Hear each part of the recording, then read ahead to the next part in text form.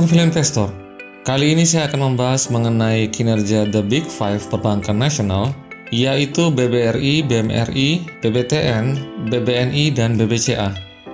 Saya mengelompokkan bank-bank ini ke dalam 5 terbesar dari sisi aset di Indonesia.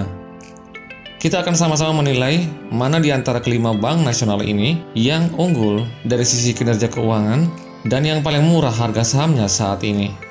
Tentunya tolak ukur murahnya harga saham bukan dilihat dari nilai nominal harganya, tapi saya akan menggunakan metode PER dan PBV serta standar deviasi PBV untuk melihat peluang cuan dari masing-masing saham ini. Informasi ini akan sangat berguna bagi Anda untuk mempersiapkan portofolio Anda menyambut window dressing yang biasanya terjadi di bulan Desember. Biasanya pada saat window dressing, banyak saham yang akan naik dan bisa memberikan kita cuan yang lumayan besar. Oleh karena itu, simak sampai habis video ini karena akan ada banyak informasi yang sangat berguna untuk keputusan investasi Anda. Tapi sebelum itu, ada baiknya Anda klik subscribe dan aktifkan belnya agar Anda tidak ketinggalan informasi penting dan detail seputar saham dan ekonomi Indonesia. Yang pertama, kita akan lihat perbandingan kelima bank ini berdasarkan asetnya. Tapi sebelumnya, saya ingin menjelaskan dulu bahwa semua informasi yang ada di sini saya ambil langsung dari laporan keuangan terbaru kuartal ketiga tahun 2020 yang langsung saya download dari situs resmi Bursa Efek Indonesia. Jadi ini adalah sumber yang valid dan benar, bukan dari berita media, apalagi opini dan rumor. Yang pertama, BBRI. Pada kuartal ketiga tahun 2020, aset Bank BRI mencapai 1.447 triliun. Jumlah ini mengalami kenaikan sebesar 2% dari kuartal ketiga tahun 2019 yang sebesar 1.416 triliun. Total kredit yang sudah disalurkan oleh Bank BRI sampai dengan kuartal ketiga tahun 2020 sebesar 896 triliun. Jumlah ini mengalami kenaikan 2% dari kuartal ketiga tahun 2019 yang sebesar 877 triliun. Yang berikutnya untuk Bank BNI. Pada kuartal ketiga tahun 2020, aset Bank BNI mencapai 916 triliun. Jumlah ini mengalami kenaikan sebesar 8,4% dari kuartal ketiga tahun 2019 yang sebesar 845 triliun. Total kredit yang sudah disalurkan BBNI sampai dengan kuartal ketiga tahun 2020 sebesar 582 triliun. Jumlah ini naik 4,6% dari kuartal ketiga tahun 2019 yang sebesar 556 triliun. Yang berikutnya untuk Bank Mandiri. Pada kuartal ketiga tahun 2020, aset Bank Mandiri mencapai 1.406 triliun. Jumlah ini mengalami kenaikan sebesar 6% dari kuartal ketiga tahun 2019 yang sebesar 1.318 triliun. Total kredit yang sudah disalurkan oleh Bank Mandiri sampai dengan kuartal ketiga tahun 2020 sebesar 852 triliun. Jumlah ini mengalami penurunan sebesar minus 3% dari kuartal ketiga tahun 2019 yang sebesar 885 triliun. Berikutnya untuk BBCA. Pada kuartal ketiga tahun 2020, aset Bank BCA mencapai 1.003 triliun. Jumlah ini mengalami kenaikan sebesar 9% dari kuartal ketiga tahun 2019 yang sebesar 918 triliun. Total kredit yang sudah disalurkan oleh Bank BCA sampai dengan kuartal ketiga tahun 2020 sebesar 537 triliun. Jumlah ini mengalami penurunan sebesar minus 5% dari kuartal ketiga tahun 2019 yang sebesar 567 triliun. Berikutnya, Bank BTN. Pada kuartal ketiga tahun 2020, aset Bank BTN mencapai 356 triliun. Jumlah ini mengalami kenaikan sebesar 14% dari kuartal ketiga tahun 2019 yang sebesar 311 triliun. Total kredit yang sudah disalurkan oleh Bank BTN sampai dengan kuartal ketiga tahun 2020 sebesar 230 triliun. Jumlah ini mengalami penurunan sebesar minus 0,7% dari kuartal ketiga tahun 2019 yang sebesar 232 triliun. Kesimpulannya untuk aset, kita perhatikan Bank BRI menduduki bank dengan aset terbesar di Indonesia. Disusul Bank Mandiri di tempat kedua, lalu Bank BCA di tempat ketiga, Bank BNI di tempat keempat, dan yang terakhir di tempat kelima diisi oleh Bank BTN. Nah, salah satu penilaian kinerja perbankan dilihat dari pertumbuhan asetnya. Apalagi di saat krisis seperti sekarang ini, aset perbankan adalah motor penggerak perekonomian. kita perhatikan pertumbuhan aset yang paling besar dicatat oleh Bank BTN dengan kenaikan sebesar 14% dari periode yang sama tahun sebelumnya. Disusul Bank BCA dan Bank BNI, masing-masing di tempat kedua dan ketiga. Lalu yang paling sedikit kinerja pertumbuhan asetnya ada pada Bank BRI. Berikutnya dalam komponen aset, kita perhatikan kredit yang disalurkan oleh kelima bank ini. Ternyata dari The Big Five perbankan nasional, hanya Bank BNI dan Bank BRI yang paling rajin menyalurkan kredit. Bank BNI mencatat pertumbuhan kredit sebesar 4,6% dan Bank BRI sebesar 2%. Sedangkan ketiga bank lainnya masih mencatatkan pertumbuhan kredit yang negatif sampai kuartal ketiga tahun 2020. Yang berikutnya kita akan membandingkan kelima bank ini berdasarkan ekuitasnya. Pada kuartal ketiga tahun 2020, ekuitas BBRI mencapai 194 triliun. Jumlah ini mengalami penurunan sebesar minus 6,7% dari kuartal ketiga tahun 2019 yang sebesar 208 triliun. Berikutnya untuk Bank BNI, pada kuartal ketiga tahun 2020, ekuitas Bank BNI mencapai 112 triliun.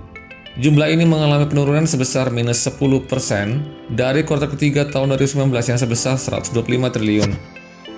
Yang berikutnya untuk Bank Mandiri, pada kuartal ketiga tahun 2020, ekuitas Bank Mandiri mencapai 189 triliun. Jumlah ini mengalami penurunan sebesar minus 9,5% dari kuartal ketiga tahun 2019 yang sebesar 209 triliun. Yang berikutnya untuk Bank BCA, pada kuartal ketiga tahun 2020, ekuitas Bank BCA mencapai 179 triliun. Jumlah ini mengalami kenaikan sebesar 2,8% dari kuartal ketiga tahun 2019 yang sebesar 174 triliun.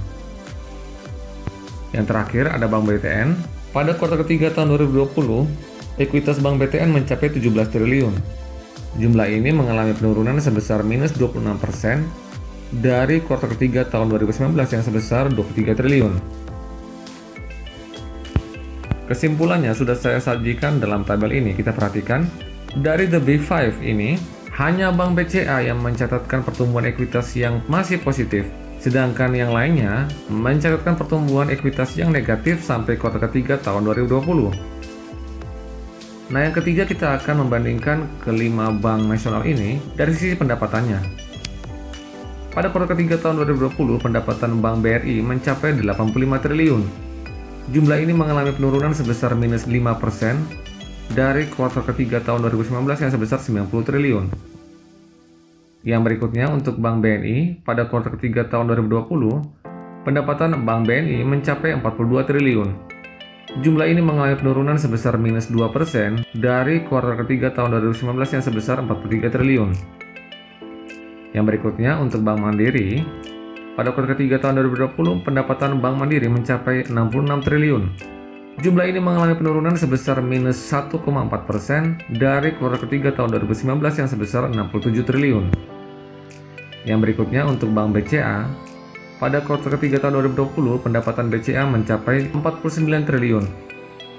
Jumlah ini mengalami kenaikan sebesar 4,2% dari kuartal ketiga tahun 2019 yang sebesar 47 triliun.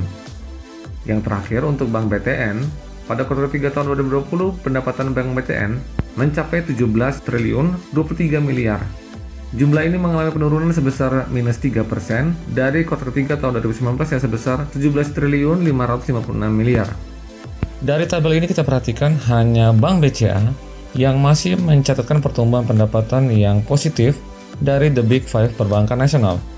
Penurunan kinerja pendapatan terbesar justru ditorehkan oleh bank dengan aset terbesar, yaitu Bank BRI.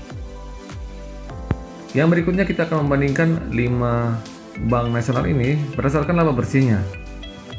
Pada kuartal ketiga tahun 2020, laba bersih Bank BRI mencapai 14 triliun. Jumlah ini mengalami penurunan sebesar minus 41% dari kuartal ketiga tahun 2019 yang sebesar 24 triliun. Yang berikutnya untuk Bank BNI, pada kuartal ketiga tahun 2020, laba Bank BNI mencapai 4 triliun. Jumlah ini mengalami penurunan sebesar minus 66% dari kuartal ketiga tahun 2019 yang sebesar 12 triliun. Yang berikutnya untuk Bank Mandiri, pada kuartal ketiga tahun 2020, laba Bank Mandiri mencapai 14 triliun. Jumlah ini mengalami penurunan sebesar minus 30% dari kuartal ketiga tahun 2019 yang sebesar 20 triliun. Nah, yang berikutnya untuk Bank BCA. Pada kuartal ketiga tahun 2020, laba Bank BCA mencapai 20 triliun 45 miliar. Jumlah ini mengalami penurunan sebesar minus 4% dari kuartal ketiga tahun 2019 yang sebesar 20 triliun 923 miliar. Yang terakhir untuk Bank BTN, pada kuartal ketiga tahun 2020, laba Bank BTN mencapai 1 triliun. Jumlah ini mengalami kenaikan sebesar 39% dari kuartal ketiga tahun 2019 yang sebesar 801 miliar. Nah, kesimpulannya Anda juga bisa perhatikan dalam tabel yang sudah saya sajikan ini. Bank BTN mencatatkan kinerja laba bersih yang paling positif, yaitu sebesar 39%. Sedangkan keempat bank lainnya mengalami pertumbuhan laba bersih yang masih tertekan. Penurunan kinerja laba bersih paling besar dicatatkan oleh Bank BNI. Hal ini sudah pernah saya jelaskan pada video sebelumnya. Penurunan laba bersih Bank BNI ini hanya karena implementasi PSAK 71 yang sudah saya jelaskan juga hanya bersifat sementara saja. Anda bisa mendapatkan informasi lebih lengkap dan detail pada link di atas. Nah, setelah membandingkan kinerja dari The Big Five perbankan nasional, sekarang saatnya kita menilai mana di antara kelima bank ini yang paling murah dari sisi PER dan PBV-nya. Kita perhatikan untuk saat ini ternyata dari The Big Five perbankan nasional, Bank BNI mempunyai PER yang paling kecil. Nilai PER-nya selisih sedikit di bawah Bank Mandiri di posisi kedua dengan PER terkecil. Nah, Anda perhatikan data min PER yang ada di sebelahnya ini menunjukkan rata-rata price earning ratio atau PER The Big Five perbankan nasional dalam 10 tahun terakhir. Kita perhatikan memang saat ini kelima bank ini sudah diperdagangkan dengan price earning ratio di atas rata-rata selama 10 tahun terakhirnya. Bank BTN tercatat mempunyai perbedaan yang paling besar antara PER saat ini dengan PER rata-ratanya selama 10 tahun terakhir. Sedangkan Bank Mandiri tercatat mempunyai perbedaan PER yang paling kecil dengan rata-rata PER 10 tahunnya. Nah, berikutnya kita akan bandingkan dari sisi PBV. Bank BNI lagi-lagi mempunyai PBV yang paling kecil dari The Big Five perbankan nasional. Posisi kedua ditempati oleh Bank BTN, disusul Bank Mandiri, Bank BRI, dan Bank BCA. Sama seperti penjelasan tentang Mean Price Earning Ratio. Mean PBV atau Price to Book Value menunjukkan PBV rata-rata dari The Big Five selama 10 tahun terakhir. Kita perhatikan hanya Bank BCA yang saat ini diperdagangkan di atas PBV-nya selama 10 tahun terakhir. Sedangkan keempat bank lainnya sudah diperdagangkan di bawah PBV rata-ratanya selama 10 tahun terakhir. Dan yang paling menarik, ternyata Bank BNI lagi-lagi mempunyai perbedaan yang paling besar PBV-nya saat ini dengan rata-rata PBV-nya 10 tahun terakhir. Nah, maksud dari penjelasan saya ini adalah jika kita yakin suatu saat kelima bank ini akan kembali ke rata-rata PBV-nya selama 10 tahun terakhir, maka kita perhatikan peluang cuan yang lebih besar ada pada saham Bank BNI dengan margin of safety sebesar 41%, kemudian disusul Bank Mandiri dengan margin of safety sebesar 30%. Tapi tentunya semua perkiraan dan prediksi kita ini tergantung dari sejauh mana bank-bank ini dapat memperbaiki kinerjanya pada tahun 2021 mendatang. Tetapi setidaknya kita punya gambaran bagaimana pergerakan harganya pada saat window dressing tahun 2020 ini. Oke, sekian dulu video kali ini. Disclaimer on, jangan Anda membeli saham hanya karena Anda menonton video ini. Pastikan Anda sudah mempunyai pertimbangan yang tepat sesuai dengan profil risiko yang bisa Anda terima. Sekian dan terima kasih. Salam Value Investor.